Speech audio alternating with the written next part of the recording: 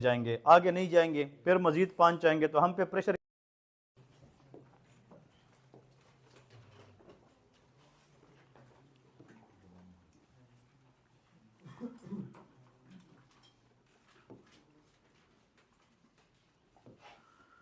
बिस्मिल्लाहिर्रहमानिर्रहीम। तो सर्जरी में हम कल डिस्कस कर रहे थे हीमोरेज के बारे में, and we discuss the topic of haemorrhage in a very detail. आज हम पढ़ेंगे नेक्स्ट टॉपिक के बारे में, that is called shock condition. ठीक है जी, शॉक के बारे में पढ़ेंगे। N R E step 1 always ask 2 to 3 question on shock. ठीक है जी, तो you people should know a very clear concept about the shock. ठीक है जी, तो हेडिंग दे दें कि what is meant by shock.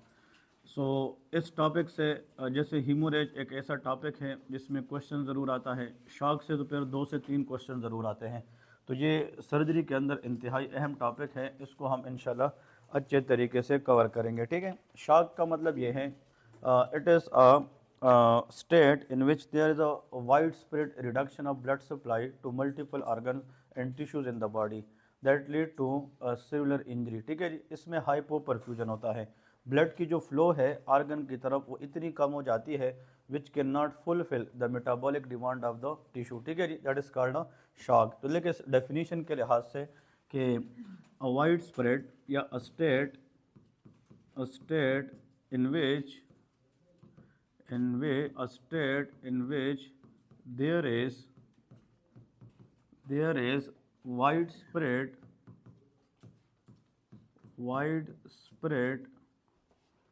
decrease in blood flow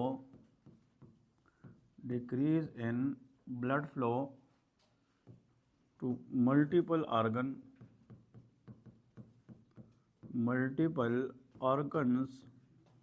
which result, इसमें 2-3 चीज़ें बहुत इंपॉर्टेंट। ठीक है जी, which result initially reversible and if prolong. ठीक है जी, ये बहुत इंपॉर्टेंट है। If prolong irreversible cellular injury, if prolong then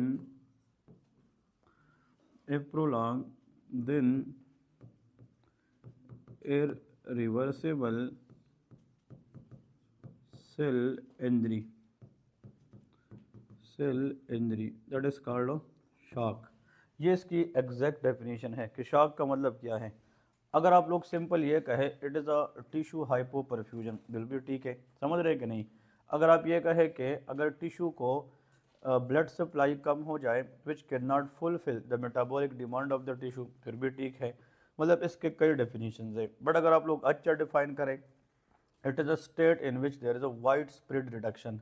इसमें किसी खास आर्गन को ब्लड सप्लाई कम नहीं होती, इसमें मल्टीपल आर्गन सफ़र करते हैं। ठीक है जी, कभी कभार क्या होता है, मिसाल के तौर पे रीनल इस्कीमिया है, अगर blood supply to the kidney क्या हो जाए, कम हो जाए, that is called renal ischaemia, लेकिन इसको हम शॉक नहीं कह सकते।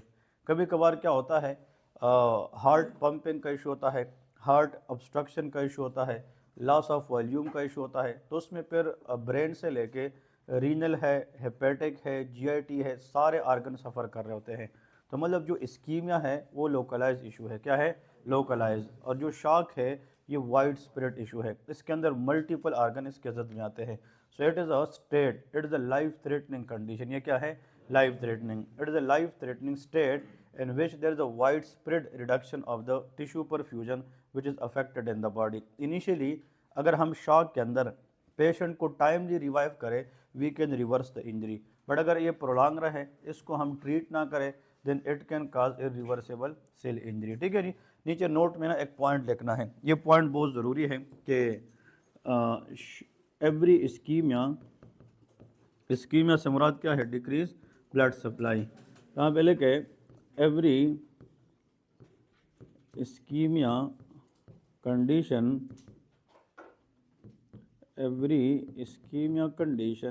Is not shock. ये अगर किसी को इस्कीमिया है तो हर टाइम पे इसका मतलब ये नहीं है कि इसको क्या है, शॉक है, but every shock patient has a ischaemia. ठीक है, every shock state has ischaemia. तो ये 2 चीज़ें आप लोगों ने पहले क्लियर करनी है, जिसमें बहुत सारे लोग गलती करते हैं और इसमें कंफ्यूज होते हैं। ठीक है जी, तो इस्कीमिया जो होता है वो हमेशा के लिए शॉक नहीं होता, लेकिन जिस पेशेंट को शॉक होता है तो उसको डेफिनेटली इस्कीमिया होता है। ठीक है जी, ये एक पॉइंट याद रखना है। अब इसके बाद हम डिस्कस करेंगे कि what are the types of shock, that is very important. ठीक है जी, टाइप समझना ये इंतहाई ज़रूरी है कि शॉक जो है इसके टाइप्स कौन कौन से हैं। तो हम फिर हर एक टाइप्स को डिस्कस भी करेंगे और उसके काजेज, सिम्टम और ट्रीटमेंट भी पढ़ेंगे। ठीक है जी, तो टाइप्स के लिहाज से डिस्कस करते हैं कि शॉक के टाइप्स कौन कौन से हैं। देखिए ना, मैं आप लोगों को एक सिंपल सा ट्रिक बताता हूँ कि जैसे मिसाल के तौर पे when the patient brought to emergency in state of shock then you should be very alert. ठीक है जी, क्योंकि it is a life threatening condition. In this condition brain is suffering, in this condition kidney is suffering, so vital organs are suffering, so the doctor must be very alert while treating the patient in shock। तो हम कहते हैं कि जब shock के मरीज को लाया जाता है then the head of department HOD should be very crazy, it should be very alert toward the shock patient। ठीक है जी, तो हम इसको ना एक नमूने से भी याद करते हैं।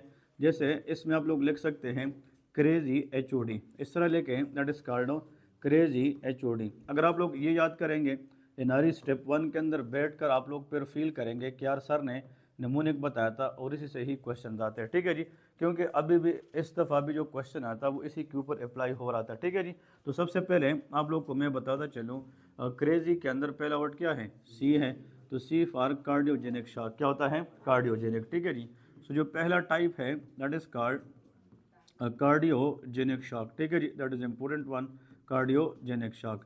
फिर इसके बाद देखिए मैंने यहाँ पे क्रेजी के अंदर सिर्फ सी लेना है, इसको मैंने ब्लैक लिखा है। ठीक है जी, H for hypovolaemic shock, H क्या है, हाइपोवोलेमिक शॉक है।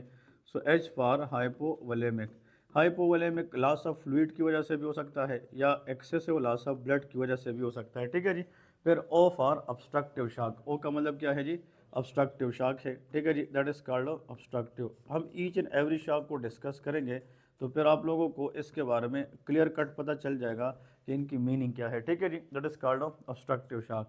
And D for distributive shock, क्या होता है, डिस्ट्रीब्यूटिव। ठीक है जी, सो इस डी का मतलब होता है डिस्ट्रीब्यूटिव। तो पहले जितने भी स्टूडेंट बैठे हैं आप लोगों ने इस पे इतना प्रैक्टिस करना है कि कल को ये ना सोचना पड़े कि यार हमने क्या पढ़ा था, मुझे तो याद नहीं है। इसको बिल्कुल क्लियर कट याद रखना है, इसमें कोई कन्फ्यूजन आप लोग को नहीं होनी चाहिए।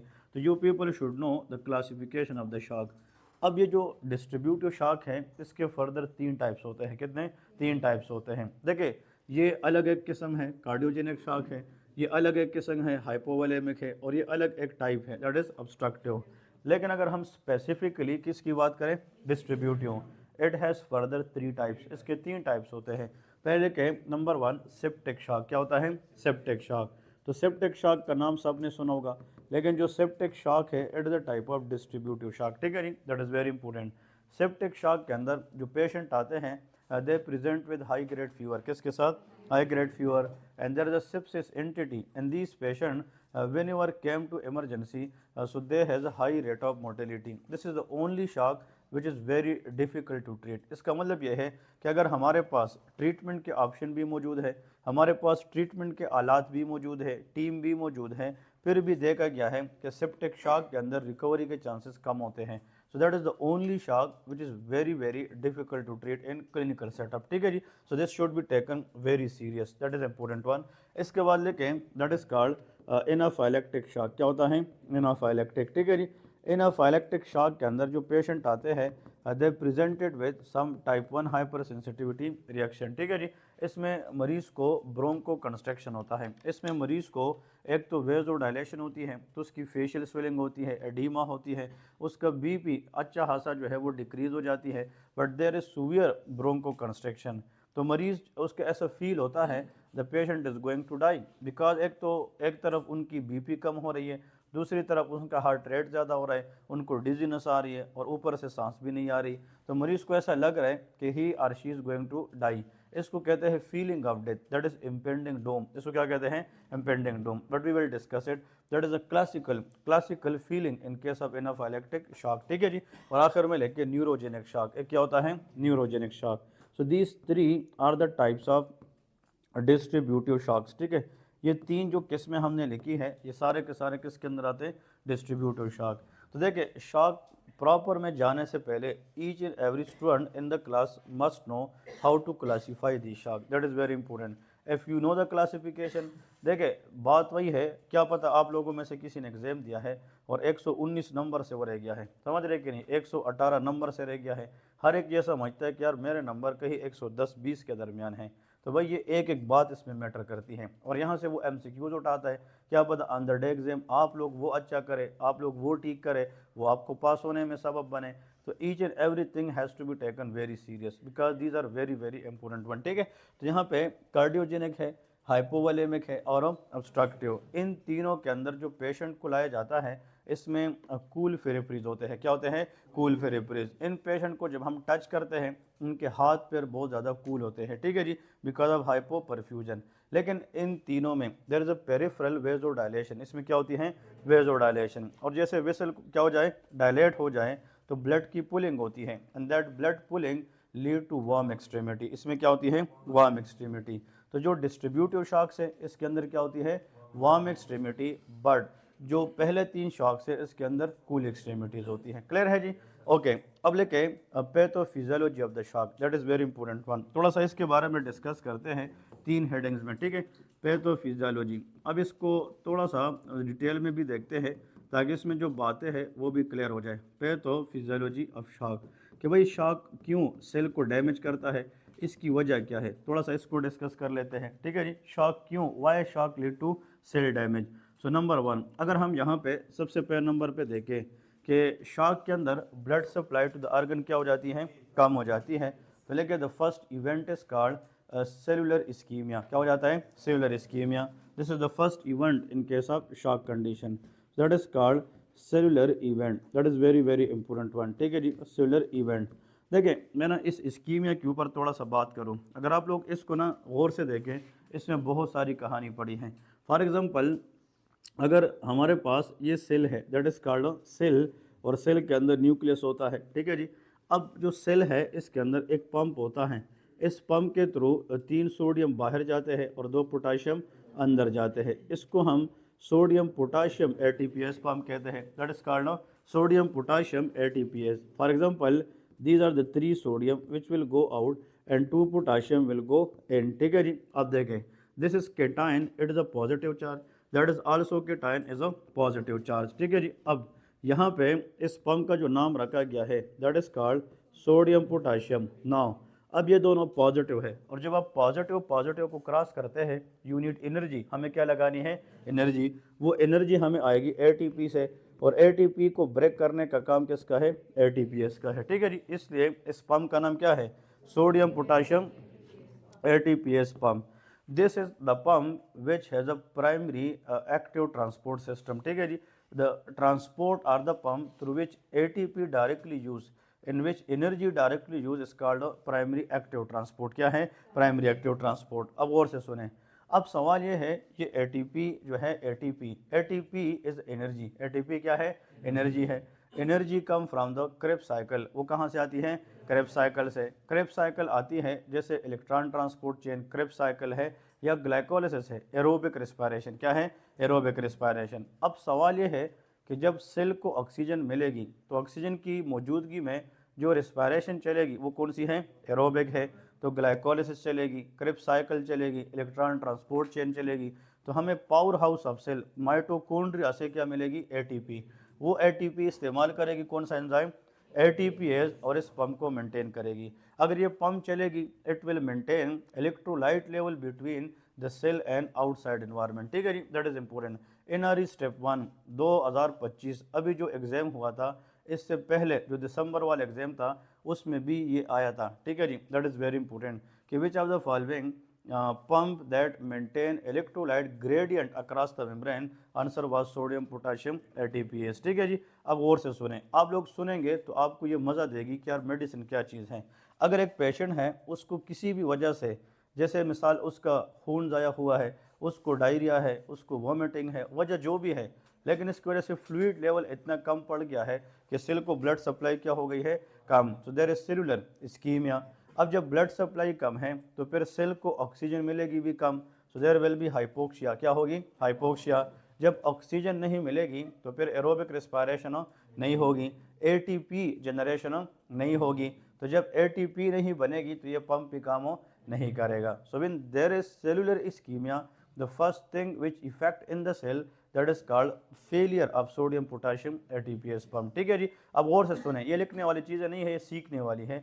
अगर ये पंप फेल हो जाए तो फिर 3 सोडियम जो बाहर निकलना था वो बाहर नहीं आएगा, तो sodium will be remain inside the cell. और जब हमेशा जब सेल के अंदर ये सोडियम बढ़ेगा तो ये अपनी तरफ बाहर से किसको ड्रैग करेगा, वाटर। और जब वाटर आएगा it will swell the cell, it lead to cell swelling. क्या होगी, सेल स्वेलिंग। और जब सेल के अंदर पानी आ जाएगी it will lead to injury of the cell, ये क्या करेगी, injury. So that is how ischemia lead to cellular injury in the body. ठीक है जी, दैट इज वेरी इंपॉर्टेंट। तो ये भी आप लोगों से अगर पूछा जाए कि how ischemia can cause cell injury, that is due to sodium potassium ATPase pump failure. ठीक है जी, इस वजह से ये सेल को क्या करती हैं, डैमेज करती हैं। ठीक है जी, एक पॉइंट तो ये है। दूसरी बात, अगर ऑक्सीजन नहीं मिलेगी, blood supply to the cell क्या है, कम है, तो फिर उसमें ऑक्सीजन सप्लाई भी क्या है, कम है, तो एरोबिक रेस्पिरेशन नहीं चलेगी, तो अल्टरनेटिवली एनएरोबिक रेस्पिरेशन चलेगी। और एनएरोबिक रेस्पिरेशन का एंड प्रोडक्ट क्या है, लैक्टिक एसिड है। और लैक्टिक एसिडोसिस, तो पीएच जब एसिडिक बनेगी उसमें बहुत सारे एंजाइम जो है वो काम नहीं करते, तो acidic environment also disrupt the function of cell problem. ठीक है जी, तो ये सेल को मजीद डैमेज करेगी। These are the mechanism through which cell injuries occur if there is cellular ischemia. ठीक है जी, तो शॉक में सेल डैमेज का एक वजह सेलुलर क्या है, इस्कीमिया है। ठीक है जी, और आखिर में लेके number 2, that is very very important one, that is called production of free radicals. क्या बनते हैं, production of free radicals. Free radical is anything which can damage the cell. ठीक है जी, that is called free radical. तो free radical, इसको हम oxidative radical भी कहते हैं। फ्री रेडिकल के अंदर याद रखें, एक तो ऑक्सीजन एटम है, ऑक्सीजन मॉलिक्यूल नहीं है, O2 नहीं है, ऑक्सीजन एटम है, हाइड्रोक्सिल आयन है, और हाइड्रोजन परऑक्साइड है, H2O2 है। So these 3 are the free radical and they are very very dangerous to the cell. ये सेल को क्या करते हैं, डैमेज करते हैं। ठीक है, तो अभी तक जो पॉइंट्स आप लोग को बताए हैं और से सुने कि how the cell is damage in shock. Number 1, there is a global ischemia to the cell. Ischemia lead to pump failure and that lead to increased sodium in the cell which can draw water and cause cell damage. ठीक है जी, cell खराब हो गया तो tissue damage हो जाएगी, tissue खराब हो गई तो आर्गन डैमेज हो जाएगा, आर्गन डैमेज हो जाएगी तो सिस्टम डैमेज होगा। इसलिए shock lead to MOD, multiple organ dysfunction. ये क्या कराती है, मल्टीपल आर्गन। तो ये किसी आर्गन की खास स्पेसिफिक एरिया को नहीं देखती, ये ग्लोबली वाइड स्प्रेड जो है reduction in the blood supply है। ठीक है जी, अब अगर मिसाल के तौर पे एक पेशेंट है, उसको शॉक हो ही गया, तो लेके what will be the clinical features. वो क्या है, क्लिनिकल फीचर। जो मरीज आते हैं उनकी जो क्लिनिकल फीचर्स है उनको हम डिस्कस करेंगे कि what are the features in case of the shock condition. ठीक है जी, तो हेडिंग दे दे क्लिनिकल फीचर। देखिए, अब एकदम ब्लड सप्लाई आर्गन को क्या हो गया, कम हो गया, तो उनमें से ब्लड सप्लाई जिसको भी कम होगा दैट इज़ हार्ट। हार्ट को जब ब्लड नहीं मिलेगी तो कोशिश करेगी हार्ट के ब्लड निकालना ज़्यादा करें ताकि मेटाबॉलिक डिमांड को क्या करे, पूरी करें। So the number 1 symptom initially that is tachycardia. क्या है, tachycardia. So tachycardia is a compensatory mechanism. ये क्या है, कंपनसेटरी। और आप लोग ब्रैकेट में लेके, ये सर्जरी के अंदर बहुत अहम है। This is the earliest sign. ये क्या है, अर्लीस्ट साइन है, अर्लीस्ट साइन भी है और अर्लीस्ट सिम्टम भी है, दैट इज कॉल्ड टैकिकार्डिया। क्योंकि जब ब्लड सप्लाई हार्ट को कम होगी तो ब्रेन कोशिश करेगी हार्ट से कि वो पंपिंग बढ़ाए ताकि किसी न किसी तरीके से, मिसाल के तौर पे जो फॉर एग्जांपल ब्लड सप्लाई है वो हम आर्गन को क्या करें, कम ज़्यादा कर सके। ठीक है जी, तो उस वजह से हार्ट रेट क्या होगी, ज़्यादा। अब पेशेंट शॉक में है तो मतलब ब्लड रसाई कम है, तो यहाँ पे हार्ट जो है इतना ब्लड भी नहीं निकालेगी जो आर्गन को मिल सके, तो लेके डिक्रीज BP, जो ब्लड प्रेशर है वो कम होना शुरू हो जाएगा। सो दैट इज कॉल्ड हाइपोटेंशन। ये क्या होगी, हाइपोटेंशन। ठीक है जी, और अगर हाइपोटेंशन है, ब्लड सप्लाई कम होगी, तो फिर हर एक आर्गन को ऑक्सीजन कम मिलेगी कि ज़्यादा, कम मिलेगी, तो वहाँ पे एरोबिक रेस्पिरेशन तो होगी नहीं, तो क्या होगी, anaerobic, and there will be acidosis. क्या होगी, एसिडोसिस। और जो एसिडिक एनवायरनमेंट है इसके अंदर जो हमारे हार्मोन्स होते हैं या एंजाइम्स होते हैं ये काम नहीं करते, क्योंकि every enzyme required optimum pH for the activity. ठीक है जी, इसको ऑप्टिमम पीएच चाहिए, बट अगर पीएच एसिडिक है उस पर एंजाइम फेलियर होता है। जब एंजाइम काम नहीं करेंगे, मेटाबॉलिक एक्टिविटी नहीं चलेगी, सो सेल इंजरी मजीद बढ़ेगी। ठीक है जी, so that is very important. फिर इसके बाद लेकिन पेशेंट जो होता है शॉक में है, तो मतलब किडनी जो है वो प्रॉपर तरीके से उसको सप्लाई नहीं मिलेगी, तो यूरिन नहीं बनाएगी, तो यूरिन का जो आउटपुट है शॉक के अंदर क्या हो जाता है, कम हो जाता है। तो लेकिन oliguria, that is very important. Decrease urination than the normal is called oliguria, के मतलब ये है कि यूरिन जो है वो बहुत ज़्यादा कम हो जाती है। आप लोग लिख भी सकते हैं कि अगर सीवियर शॉक है, पेशेंट में lead to absence of urine, that is anuria. या तो यूरिन का कम होना या यूरिन बिल्कुल ख़त्म होना, these are also the symptoms of shock condition. ठीक है जी। इसके बाद किडनी को ब्लड नहीं मिल रही, तो किडनी फिल्ट्रेशन भी नहीं करेगी, तो वो क्रिएटिनिन लेवल बॉडी से बाहर नहीं निकालेगी, तो लेके raise creatinine in the serum. ठीक है जी, कि सीरम के अंदर क्रिएटिनिन लेवल जो है क्या होगी, वो ज़्यादा होगी। So rest creatinine, that is again very very important one. तो creatinine level will be high, ठीक है जी, इन द सीरम। फिर इसके बाद 7th नंबर पे what will happen to blood supply to the brain, that will be decrease. तो blood supply brain को कम होगी, so that is called dizziness. क्या कराएगी, डिजीनेस कराएगी। कुछ पेशेंट आते हैं वो कहते हैं कि उनको जैसे सर के चक्कर आते हैं because of hypo perfusion, that is vertigo. ठीक है जी। फिर इसके बाद 9 नंबर पे लेके that is called cloudy consciousness. Cloudy consciousness से मुराद होता है कि पेशेंट मेंटली फुली अलर्ट नहीं होता है। ठीक है जी। सो क्लाउडी कॉन्शियसनेस। और कभी कभार ब्लड सप्लाई इतने बड़े पैमाने के ऊपर कम हो जाती है हमारी ब्रेन को कि पेशेंट बिकम अनकॉन्शियस। क्या हो जाता है, अनकॉन्शियस होता है। और the patient is in state of severe acute unconscious due to shock condition is called delirium. ये क्या है, डिलीरियम है। सो जो डिलीरियम है ये अनकॉन्शियसनेस और साथ में उसको मेमोरी लॉस आ सकती है। एंड इवन द पेशेंट अगर प्रोलॉन्ग अनकॉन्शियसनेस में चला जाए, पेशेंट में डेवलप कोमा, किस में जा सकता है, कोमा में जा सकता है। और इसके बाद लेके stress ulcer, shock is a stressful condition, तो मतलब इन पेशेंट को मल्टीपल गैस्ट्रिक अल्सर्स बन सकते हैं। ठीक है जी। यहाँ पे लेके 10th नंबर पे that is called stress ulcer. So that is called stress ulcer. अब ये जो आप लोगों को मैंने सिम्टम बताए हैं, ये ऑलमोस्ट सारे शॉक्स के अंदर होता है। इनको जनरल फीचर्स कहते हैं। क्या कहते हैं, जनरल फीचर्स। अब अगर इस फीचर के साथ साथ पेशेंट को फीवर की हिस्ट्री है, क्या है, फीवर, तो आप समझ जाएंगे सेप्टिक शॉक है। समझ रहे कि नहीं। अगर इन फीचर्स के साथ पेशेंट को स्पाइनल कार्ड की इंजरी है, देन न्यूरोजेनिक शॉक है।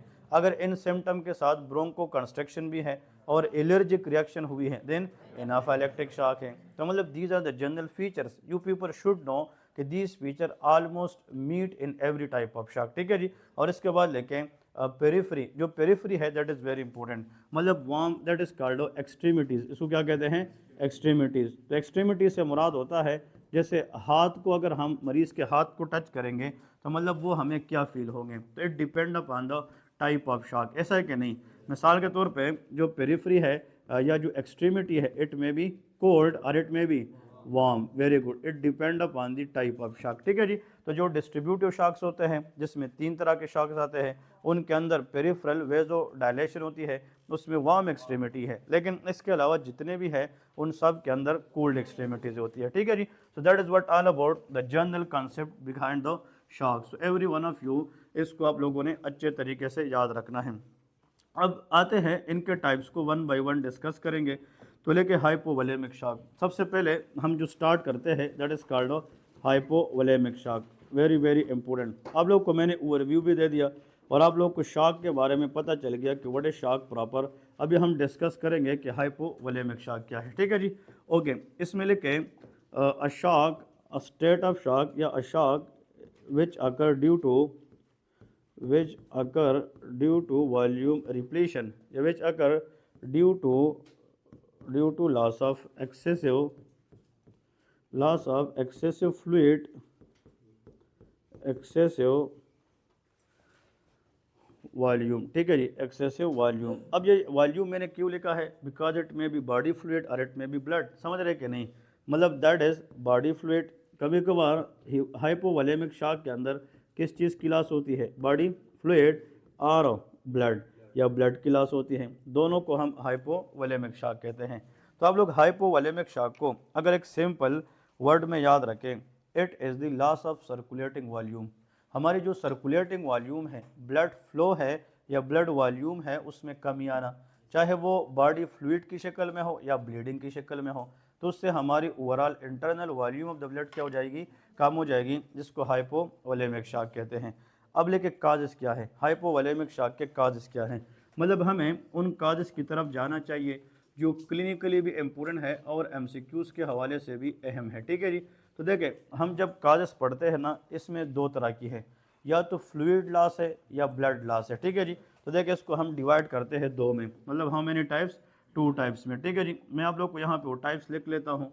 देखिए, काजेस को हम ऐसे दो में डिवाइड करते हैं, आप लोग इसको दो में डिवाइड करें, एक साइड पे लेके दैट इज़ हीमोरेजिक, एक साइड पे लेके हीमोरेजिक। ठीक है जी। तो इसके काजेस के अंदर जब हम पढ़ते हैं तो the first one is called haemorrhagic, that is called haemorrhagic. Haemorrhagic के अंदर एक्सेसिव लॉस ऑफ क्या होता है, ब्लड होता है, एक्सीडेंट। और यहाँ पे लेके फ्लूइड डिप्लीशन, फ्लूइड डिप्लीशन कि यहाँ पे फ्लूइड लॉस होता है, डिप्लीशन का मुराद होता है लॉस ऑफ फ्लूइड। ठीक है जी। ये दो कंसेप्ट हैं।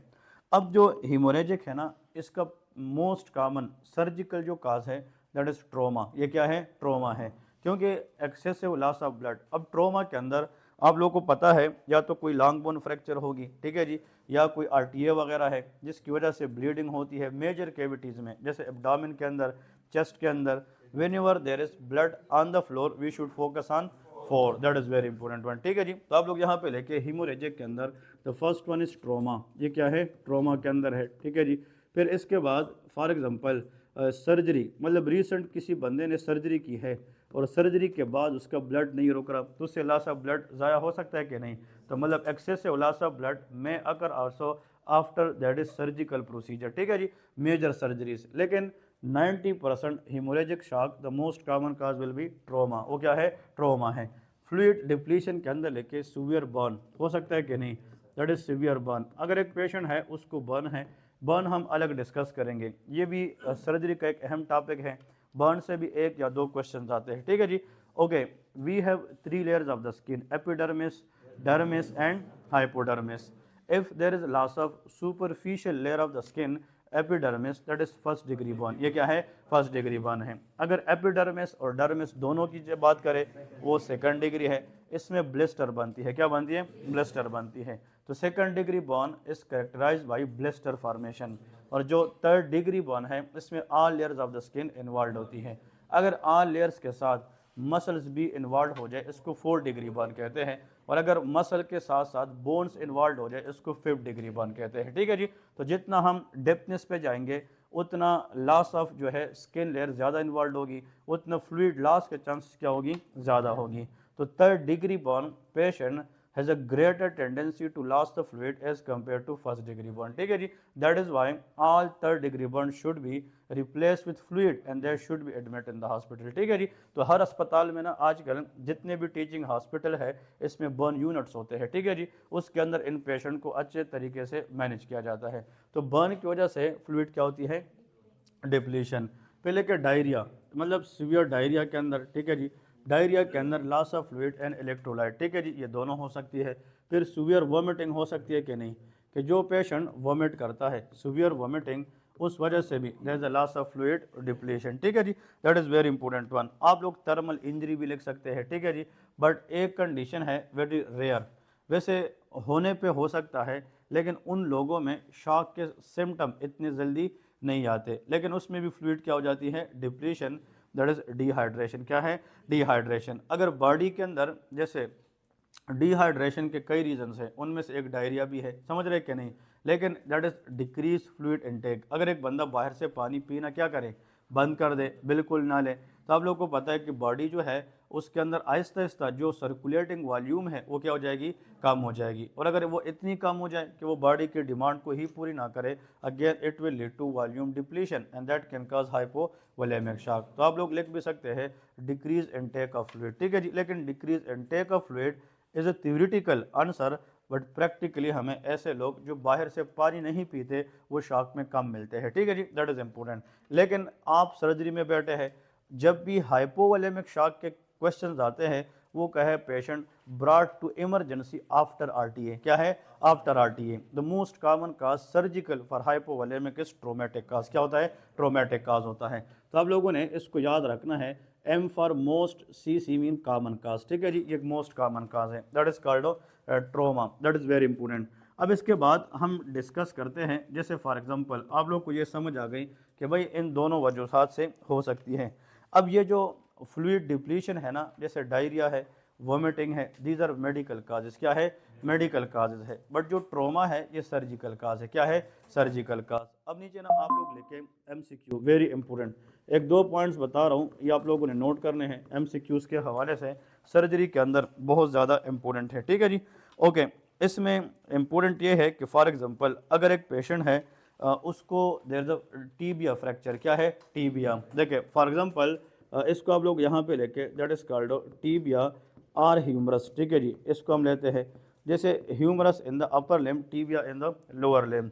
So that is equal to, ये दोनों जो फ्रैक्चर्स होते हैं is equal to 750 ml loss. कितना होता है, 750। ये याद रखना है। ठीक है, ये थोड़ा सा इंपॉर्टेंट है इसलिए मैं लेकर आऊँ। ठीक है, फिर इसके बाद अगर हम जैसे फीमर की बात करते हैं, कल हमने बताया था कि नहीं, थाई रीजन है वो कितना है, 1500। वेरी गुड, ये 1500 या इससे ज़्यादा लॉस होता है। ठीक है जी, but it should not be less than 15। और जब 1500 से ब्लड लॉस ज़्यादा होता है, it may be 3rd degree, यह क्लास 3 है। और अगर 2000 ml को क्रॉस करे तो क्लास 4 है। ठीक है जी, so this patient required blood transfusion. इसमें क्या, ब्लड।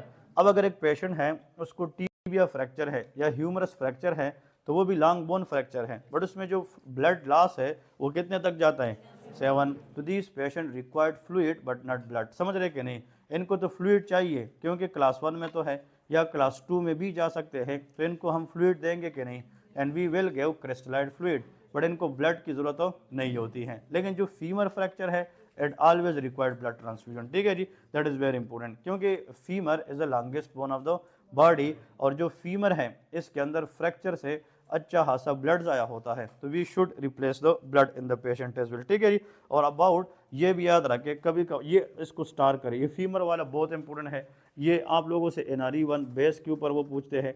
और एक होता है पेल्विक फ्रैक्चर्स। क्या होता है, पेल्विक, जैसे हिप बोन या पेल्विक एरिया के अंदर फ्रैक्चर है, it is considered up to 2000 ml blood loss. ये क्या है, 2000। तो tibia and humerus they required the fluid but not the blood. ठीक है जी, लेकिन जो हमारे पास फीमर है या पेल्विक फ्रैक्चर है, इनको फ्लूइड भी चाहिए और ब्लड भी चाहिए होता है। ठीक है जी, इनमें हम दोनों कंसिडर करते हैं। So these are very very important for the exam point of view. अब अगर एक पेशेंट है वो हिमोरेजिक शॉक के अंदर आए हैं, haemorrhagic shock is a type of hypovolemic shock. ठीक है जी, तो मतलब how you will manage that patient, बोले कि मैनेजमेंट, हम इस शॉक की मैनेजमेंट कैसे करेंगे या इस शॉक को हमने मैनेज कैसे करना है। लेकिन एक चीज़ ये है, इसके सिम्टम्स क्या है, आप लोगों को पता है, टेकिकार्डिया, ओलिग्यूरिया। ठीक है जी, there will be for example patient को कन्फ्यूजन हो सकती है, मेंटल स्टेटस चेंजेस आ सकती है, but there will be cooled extremity. क्या हो, कूल्ड एक्सट्रीमिटी। ये सबको पता है कि नहीं। जो डिस्ट्रीब्यूटिव शॉक्स हैं जिसमें 3 है, सेप्टिक शॉक है, न्यूरोजेनिक है और है ना पायलैक्टिक, इसमें सिर्फ वार्म एक्सट्रीमिटी है, इसके अलावा जो भी आ जाए इसमें कोल्ड एक्सट्रीमिटी है। देखिए शॉक तो इतना आसान कंसेप्ट है ना, इसमें पता नहीं लोग गलत कैसे करते हैं। If the patient is in state of hypoperfusion और वो ये कहे कि एक्सट्रीमिटी कूल्ड है, तो इसका मतलब वहाँ से डिस्ट्रीब्यूटिव निकल गए। वहाँ पे अगर ABCD में सेप्टिक है, ABCD में मिसाल के तौर पे न्यूरोजेनिक है, वो तो फिर आ ही नहीं सकता। लेकिन सवाल ये है किसके लिए जानना ये है कि what are distributive shock first. समझ रहे कि नहीं, तो डिस्ट्रीब्यूटिव 3 है, आप लोगों ने आज सीख लिए, कल को जब भी आ जाए इसमें हमेशा वार्म पेरिफेरी होती है, इसमें नेवर कूल्ड पेरिफेरी, क्योंकि जो ऑब्स्ट्रक्टिव शॉक है या हाइपोवोलेमिक शॉक है या हमारे पास कार्डियोजेनिक है, इसमें कूल्ड एक्सट्रीमिटी है, डिस्ट्रीब्यूटिव में वार्म एक्सट्रीमिटीज होती हैं। बात समझ रहे कि नहीं। अब लेके मैनेजमेंट कैसे करेंगे, मिसाल के तौर पे हम हाइपोवोलेमिक शॉक के अंदर अब डिस्कस करेंगे कि how we can manage this patient. ठीक है, देखिए इनिशियल जो मैनेजमेंट है ना, that is called that is ATLS protocol. क्या करेंगे, ATLS protocol, ATLS advance trauma life support. ठीक है जी, एडवांस ट्रोमा लाइफ सपोर्ट, कि जब भी पेशेंट हिमोरेजिक शॉक में आता है और इसकी जो हिस्ट्री है वो ट्रोमा है, क्या है, ट्रोमा, तो हम ATLS सपोर्ट करेंगे। That is called airway maintenance. ठीक है जी, ब्रीदिंग, सर्कुलेशन एंड डिसेबिलिटी, इसको हम कहते हैं ABCD। You should keep the airway pattern, अगर पेशेंट से जितना खून भी ज़ाया हो जाए नो प्रॉब्लम, हम उसको बाद में रिप्लेस कर सकते हैं। बट अगर पेशेंट की पेटेंसी ऑफ द एयरवे नहीं है, उसकी सांस लेने की नाली बंद है, आप चाहे जितना भी खून रुके या जितना भी खून रिप्लेस करे, पेशेंट को सांस ही नहीं आ रही तो पेशेंट कोलैप्स कर जाएगा। तो जब भी इमरजेंसी में लोग आते हैं, हमारा पहली प्रायोरिटी ये है कि इसकी एयरवे मेंटेन करें। सो एयरवे मेंटेन करना, ब्रीदिंग देखना, सर्कुलेशन मतलब ब्लड फ्लो देखना, इसका बीपी चेक करना, और डिसेबिलिटी की और प्रॉब्लम तो नहीं है, इन सब को कहते हैं ABCD, that is called ATLS approach. क्या कहते हैं? ATLS approach. ठीक है जी। अब जब आपने ATLS अप्रोच कर ली तो फिर इसके बाद लेके फ्लूइड, हम रिससिटेशन करते हैं, फ्लूइड देते हैं बाहर से। ठीक है जी। सो पेशेंट को हमने बाहर से फ्लूइड देना है। So fluid is the important one, और जो फ्लूइड है उसमें हम क्रिस्टलाइड फ्लूइड देंगे। क्या देंगे? क्रिस्टलाइड। अब ये जो क्रिस्टलाइड फ्लूइड होता है that is isotonic in nature. ठीक है जी। इसमें भी नॉर्मल सलाइन भी है, रिंगर लैक्टेट भी है। लेकिन अगर एक पेशेंट है ना, गौर से सुने, मिसाल के तौर पे ये जस्ट आप लोग को समझाने के लिए, ये जैसे हम फ्लूइड आगे डिस्कस करेंगे ये और भी आसान हो जाएगा। जैसे पेशेंट को डायरिया है या पेशेंट को क्या है, बर्न है, इस वजह से अगर हाइपोवोलेमिक शॉक है तो फिर रिंगर लैक्टेट देते हैं। क्या देंगे? Ringer lactate. ठीक है जी। लेकिन अगर एक पेशेंट है उसको वॉमिट, हाँ हीमोरेज, जो हीमोरेज है उसमें भी रिंगर लैक्टेट देते हैं। ठीक है जी। हेमोरेज, इसमें भी रिंगर लैक्टेट देते हैं। बट अगर वो वोमिटिंग की वजह से हुआ है, पेशेंट को उल्टियाँ थी, वोमिटिंग थी, उस वजह से शॉक आया है, तो फिर नॉर्मल सलाइन देते हैं। सो फ्लूइड भी डिपेंड करता है what is the reason of that shock. लेकिन जो फ्लूइड हम देंगे उसकी जो ऑस्मोलिटी है that will be same with the body fluid. ठीक है जी। So that is isotonic in nature. ये आइसो ऑस्मोलर भी है, ये आइसोटोनिक भी नेचर के होते हैं। These fluid are very very important one. लेकिन फ्लूइड देने के बाद we should maintain the vitals of that patient. ठीक है जी। कि फ्लूइड तो हम सिर्फ देंगे, लेकिन फ्लूइड देने के साथ साथ you have to look for the vitals, कि पेशेंट की बीपी कैसी है, पेशेंट की पल्स कैसी है, तो आपने इसकी वाइटल्स भी मेंटेन करने हैं। ठीक है जी। नाउ ये क्वेश्चन तो NRE 2 के अंदर आता है और NRE 1 में भी, क्या पता आप लोगों से पूछे, क्योंकि एग्जाम्स जो है NRE 1 के डिफरेंटली आहिस्ता आहिस्ता काफ़ी चेंज हो रहे हैं। मतलब अब वो जो पास्ट पेपर हैं, रट्टे वाली चीज़ें हैं, वो ख़त्म हो रही है। So they ask the question in a very detail way. उसमें जो टर्म्स वो यूज़ करते हैं वो भी डिफ़िकल्ट होते हैं टू पिक इट। ठीक है जी। तो याद रखें, कभी कभार क्वेश्चन आते हैं कि you are managing the patient with shock and you are giving fluid to the patient to resuscitate या टू रिप्लीट दैट वॉल्यूम। जो वॉल्यूम डिप्लीट हुआ है उसको क्या करना है? रिप्लीट करना है। So which of the following best indicator should be check side by side, that is called urine output. क्या चेक करेंगे? यूरिन आउटपुट चेक करेंगे कि भाई जो फ्लूइड आप दे रहे वो यूरिन आउटपुट का मतलब कि इन आउट सही है कि नहीं है। तो आप लोगों ने याद रखना है, नोट में लेके कि side by side always check urine output in the patient. ठीक है जी। तो नीचे हमने नोट में लिखना है कि जब भी हम फ्लूइड देते हैं, नोट में लेके फ्लूइड देते हैं, so side by side, for example side by side when we are giving fluid we should check urine output. ठीक है जी।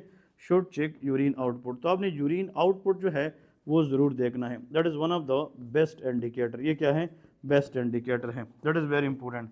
और अगर एक पेशेंट है वो शॉक में है, ठीक है जी, लेकिन उसको RTA हुआ है, उसकी लॉन्ग बोन क्या है? फ्रैक्चर है, और पेशेंट को अभी हमने आर्थोपेडिक सर्जन के पास लेके जाना है, जिसकी बहुत जल्दी सर्जरी भी होनी है, क्योंकि लॉन्ग बोन फ्रैक्चर में the patient underwent surgery.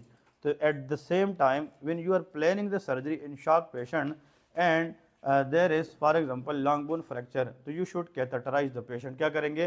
Catheterise करेंगे, क्योंकि जो कैथेटराइज करेंगे ताकि उसको जो यूरिन है वो जाके बैक में कलेक्ट हो जाए, और पेशेंट जो है उसको एनेस्थीसिया देंगे ताकि उसकी फिर पेशेंट उसकी हम एनेस्थीसिया मेंटेन करते हैं, वाइटल्स मेंटेन करते हैं। फ्लूइड तो उसने लगाया होता है, फ्लूइड तो रास्ते में भी अगर आप रिकवरी वार्ड से भी OT लेके जा रहे हैं तो उसके साथ फ्लूइड लगाया होता है, क्योंकि fluid maintenance is very very important. ठीक है जी। ये आप लोगों ने याद रखना है।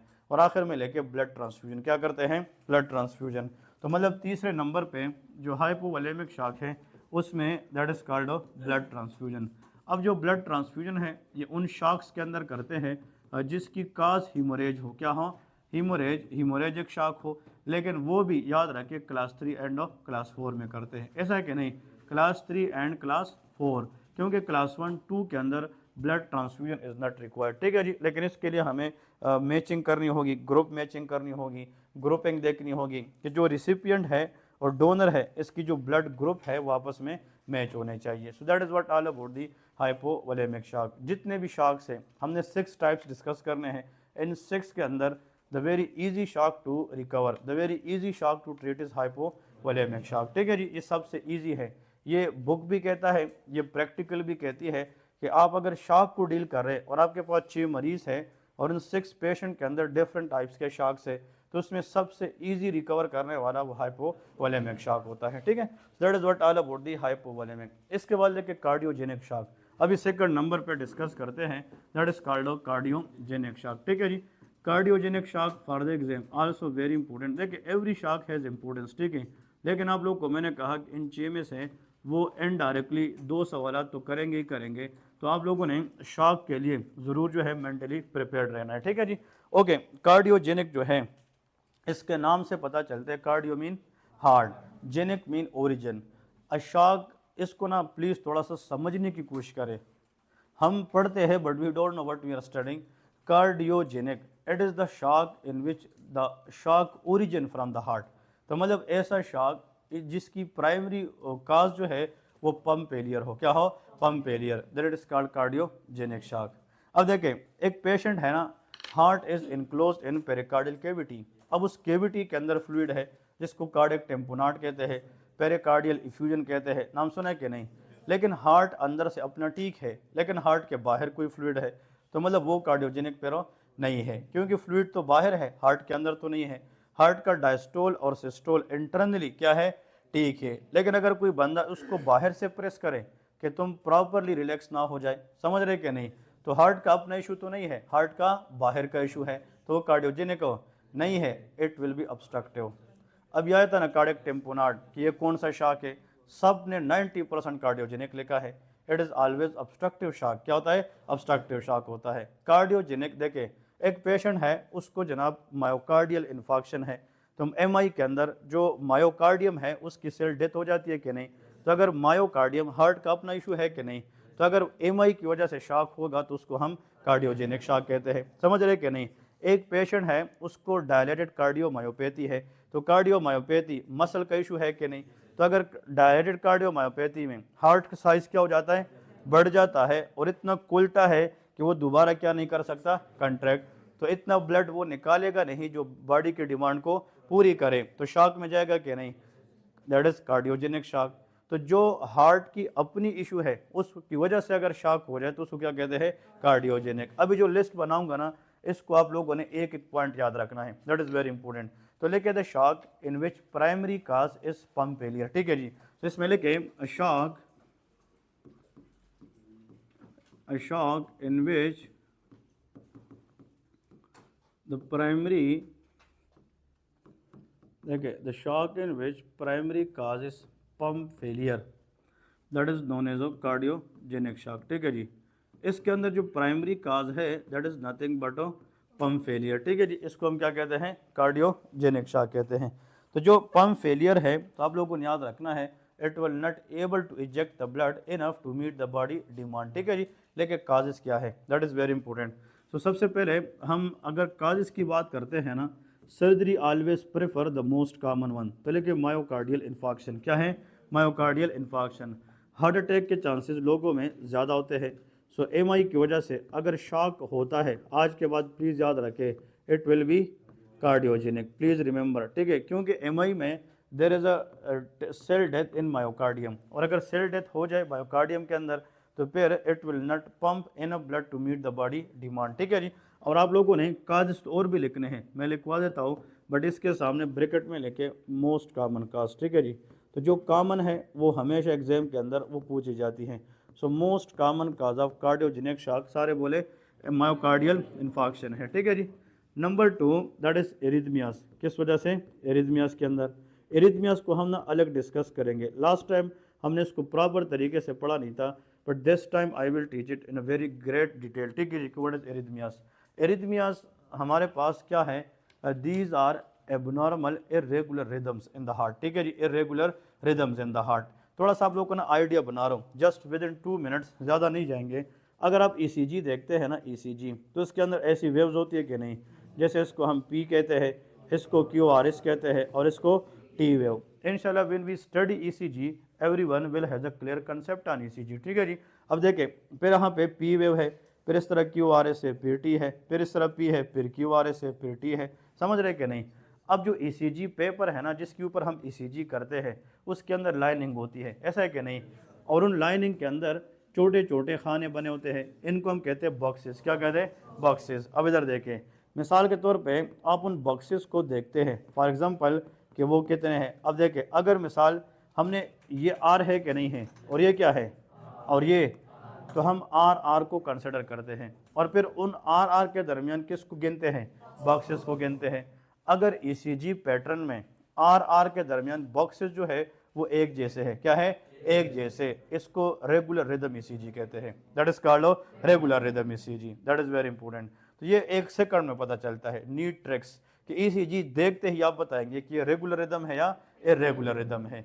Never say it is normal rhythm, abnormal rhythm, it is regular और irregular. That is very important. So if the number of big boxes between R is same, that will be regular rhythm ECG. ठीक है, चाहे वो 2-2 हो, चाहे वो 10-10 हो, चाहे वो 4-4 हो, तो इसको रेगुलर रिदम ECG कहते हैं। ठीक है जी। अब सवाल ये है वेरी इंपॉर्टेंट, अगर एक पेशेंट है, जैसे उसकी यहाँ पे जैसे 2 बॉक्सेस है, यहाँ पे 4 है, फिर 1 है, फिर 6 है, फिर 2 है, तो ये फिर क्या है? इरेगुलर है। इरेगुलर है और इसमें कोई रेगुलरिटी है ही नहीं। और इरेगुलर रिदम, इसको हम कहते हैं एरिथमियास। क्या कहते हैं? एरिथमियास कहते हैं। सम एक्सेप्शंस आर देयर, जिसमें एरिथमियास होने के बावजूद भी रिदम क्या होता है? रेगुलर होता है। तो ऐसा एरिथमिया बताएं जो रेगुलर रिदम फिर भी रखता है, वो एट्रियल फ्लटर है। क्या है? Atrial Flutter. इसमें सार्ट होता पेरेंस है। क्या है? सार्ट होता पेरेंस है। जब हम डिस्कस करेंगे, ये कि जो चीज़ आप लोगों ने सुनी है वो प्रूफ करके पढ़ेंगे, ताकि आप मेडिसिन जाने की क्या चीज़ है। बट अगर हम एक पेशेंट को देखते हैं जिसका रिदम भी इरेगुलर है, उसको एरिथमिया भी है, तो वो एट्रियल फिब्रिलेशन है। क्या है? एट्रियल फिब्रिलेशन है। मेरी बात समझ रहे कि नहीं? So one is atrial Flutter, one is atrial fibrillation. के अंदर इरेगुलर रिदम होता है, फ्लटर में रेगुलर रिदम होता है। तो any abnormal rhythm in the heart usually in majority of cases but not all cases, that is called arrhythmia. अगर ऐसी एरिथमिया जिसमें हार्ट रेट 100 से क्या हो? ज़्यादा, उसको टैकी एरिथमियास कहते हैं। और ऐसी एरिथमिया जिसमें हार्ट रेट 60 से कम हो, उसको ब्रेड एरिथमियास कहते हैं। तो हर एरिथमिया के अंदर भी हार्ट रेट ज़्यादा नहीं होता, कुछ एरिथमिया में इंक्रीज होता है, कुछ में डिक्रीज होता है। मेरी बात समझ रहे कि नहीं? Very important. हम एंटी एरिथमिक मेडिकेशन पढ़ेंगे, फिर ईच एंड एवरीथिंग। और आप लोग को पता है एट्रियल फ्लटर और एट्रियल फिब्रिलेशन, इसकी जो ओरिजिन है वो एट्रिया से होती है। कहाँ से? एट्रिया से होती है, क्योंकि दोनों में एट्रियल आता है ना। तो एट्रिया वेंट्रिकल के नीचे होती है कि ऊपर? ऊपर है। So these both arrhythmia, atrial fibrillation और एट्रियल फ्लटर, ये वेंट्रिकल के ऊपर से आते हैं। So these are the types of supra ventricular tachycardia. SVT के किस्में होते हैं, लेकिन हम एसवीटी को अलग समझते हैं, वो हम डिस्कस करेंगे। हम सिर्फ एसवीटी जानते हैं और एडिनोसिन जानते हैं। समझ रहे कि नहीं? We should know the types of SVT and how to manage those patient. ठीक है जी। सो इंशाल्लाह we will discuss in a greater detail. But arrhythmias is the problem in the rhythm of the heart. It is the problem of the heart itself. If this arrhythmia lead to shock, it will be cardiogenic in nature. ठीक है जी। So arrhythmia के अंदर cardiogenic in nature है। Third number लेके, which is important one, ये आप लोग को ना इसलिए डिस्कस करा रहा हूँ क्योंकि MCQs यहाँ से ही आते हैं। ठीक है जी। इनके काज से वो आप लोगों को चेक करते हैं कि यू पीपल नो और नॉट। फिर इसके बाद जो कार्डियोजेनिक शॉक है, इसमें लेके कार्डियोमायोपैथी हमने पढ़ा है कि नहीं? डायलेटेड कार्डियोमायोपैथी या cardiomyopathy, that is the problem in the heart itself. ठीक है। तो कार्डियोमायोपैथी के अंदर जो मसल सेल है वो वीक हो जाते हैं और इतने कमज़ोर पड़ जाते हैं कि वो प्रॉपर तरीके से फिर ब्लड को पंप नहीं कर पाते। So again it can lead to what answer is cardiogenic shock. और last but not the least, very important, valvular heart disease. कौन सी? Valvular heart disease. चाहे वो माइट्रल वाल्व डिजीज है, यूटिक वाल्व डिजीज है, तो जो वाल्व्स है वो तो हार्ट के अंदर है। तो any valvular heart disease if it lead to shock then it will be cardiogenic in nature. ठीक है जी। तो यहाँ पहले गेम that is called valvular heart diseases, that is important. हम इंशाल्लाह कार्डियोलॉजी पढ़ेंगे मेडिसिन के अंदर, we will discuss these valvular heart diseases. ठीक है जी। उनके मरमर हमें आने चाहिए कि कौन से मरमर है, कौन कौन सी वाल्वुलर हार्ट डिजीज है। लेकिन एक चीज़ आप लोगों को आगे जाने से पहले बता दूं कि अगर आप लोगों ने एक पॉइंट इसमें याद रखना है, तो there are 4 chambers in the heart. ऐसा है कि नहीं? ये राइट एट्रियम है, दिस इज राइट वेंट्रिकल, ये लेफ्ट एट्रियम है, दैट लेफ्ट वेंट्रिकल। देखिए अगर हम बर्थ की बाद में बात करें, पोस्ट नेटल सर्कुलेशन, कौन सा, post natal, after the birth, तो कानून ये है, नेचर ये है कि वो ये कहता है कि right should give blood to the right, समझ रहे कि नहीं। अगर हम बर्थ से पहले की बात करें तो उसमें शंटिंग होती है, जैसे राइट से लेफ्ट होता है, क्योंकि बच्चों में लंग्स कामों नहीं करते हैं, तो फिजियोलॉजिकल शंट है। जैसे यहाँ पे फोरामेन ओवेल होता है, बट अगर बच्चा पैदा होता है आफ्टर द बर्थ की बात करें तो every duct, every foramina that has to be close, अगर वो ओपन रहे वो फिर पैटर्न है, क्या है, पैटर्न है, पैटर्न डक्टस आर्टेरियोसस है, पैटर्न फोरामेन ओवेल है, समझ गए कि नहीं। कहने का मतलब ये समझा रहा हूँ कि आफ्टर द बर्थ राइट का ब्लड किसको देना है, राइट, लेफ्ट का ब्लड लेफ्ट में जाएगी, ठीक है जी। अब देखिए तो right atrium will give blood to the, very good, तो यहाँ पे ट्राइकास्पिड वाल है, क्या है, ट्राइकास्पिड वाल है। फिर ये जो राइट वेंट्रिकल है ये पल्मोनरी आर्टरी को ब्लड देगी, तो यहाँ पे क्या है, पल्मोनिक वाल है, ठीक है जी। अब लेफ्ट एट्रियम ब्लड किसको देगी, लेफ्ट वेंट्रिकल, तो यहाँ पे माइट्रल वाल है, और यहाँ से क्या निकलती है, अयोटा, तो यहाँ पे एयोटिक वाल होता है, ठीक है जी। So how many valves are there, 4 valves are there. That is very easy topic in the medicine, but you need some tricks for that and you need some basics for that, ठीक है जी। अब देखिए ये आपका left side heart है और ये क्या है, राइट साइड है। तो आज के बाद एनआरई स्टेप 1 से लेकर 2 एफसीपीएस तक जब भी हम बात करेंगे कि right sided valve damage, it may be either tricuspid और पल्मोनिक वाल्व, ठीक है जी, क्योंकि जो ट्राइकास्पिड और पल्मोनिक है ये किस साइड पे है, राइट साइड पे होते हैं। लेकिन जब हम कहेंगे कि लेफ्ट साइडेड हार्ट वाल डैमेज है, it may be either mitral वाल डैमेज और एयोटिक वाल डैमेज। अब समझ गए कि नहीं, ये 2 बातें बहुत ज़रूरी है। इन चारों में भी सबसे इम्पोर्टेंट और जो आप लोगों को आना चाहिए वो लेफ्ट साइड वाल होते हैं, क्योंकि मोस्ट कॉमनली जो अफेक्ट होते हैं वो कौन सा है, very good, that is left sided. अब लेफ्ट साइडेड वाल कितने हैं, 2 हैं, one is mitral another is aortic.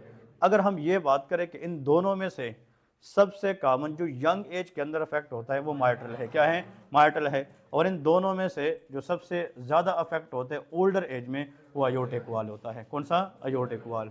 So aortic वाल ओल्डर एज में है, माइट्रल वाल यंगर एज में होता है। तो जितने भी वाल्वुलर हार्ट डिजीज है तो ये हार्ट से बाहर है कि अंदर है, अंदर है, and this valvular heart disease can disrupt the pumping action of the heart, it will lead to cardiogenic shock, ठीक है जी। so that is very important। तो आप लोगों ने आज के बाद किताब को देखे बगैर ऐसा कहना है कि any pathology which is in the heart itself that disrupt the pumping action of the heart, it will lead to cardiogenic shock, ठीक है जी।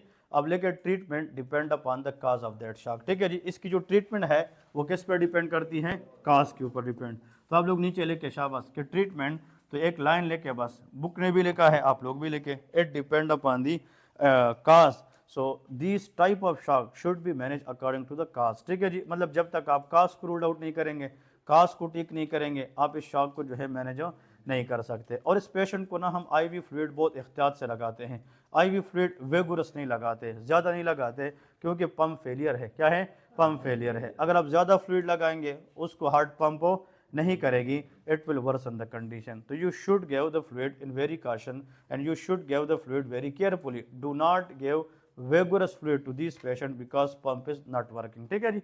इसके वाले के ऑब्स्ट्रक्टिव शॉक, थर्ड नंबर अभी हम डिस्कस करते हैं। जैसे हमने अभी 2 शॉक्स डिस्कस किए हैं, सो थर्ड नंबर लेके that is called obstructive shock, ठीक है जी। ऑब्स्ट्रक्टिव शॉक के बारे में डिस्कस करते हैं कि ये कार्डियोजेनिक से क्यों ऐसे जो है ना वो इम्पोर्टेंटली, या मिसाल के तौर पे क्यों ये आप लोगों ने याद रखना है कि इट इज़ डिफरेंट। देखिए यहाँ पे 2 चीज़ें हैं, अ शॉक विच अगर ड्यू टू, यहाँ पे ना ये वर्ड बहुत ज़रूरी है, अ शॉक विच अगर due to mechanical obstruction to the heart. मिसाल के तौर पे इसमें हार्ट पंपिंग का इशू नहीं है, इसमें बाहर से हार्ट को कोई क्या कर रहे हैं, ऑब्स्ट्रक्ट कर रहे हैं, कंप्रेस कर रहे हैं, इस वजह से फिर हार्ट सही तरीके से काम नहीं करेगी, सो that is called obstructive shock. तो लिखे a shock which occur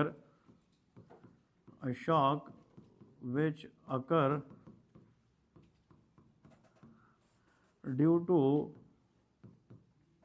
mechanical, देखिए इसमें जो पॉइंट है मैकेनिकल ऑब्स्ट्रक्शन और कंप्रेशन, किस वजह से होता है, ऑब्स्ट्रक्शन और कंप्रेशन, ठीक है जी। ऑब्स्ट्रक्शन और compression that is known as obstructive shock, ठीक है जी।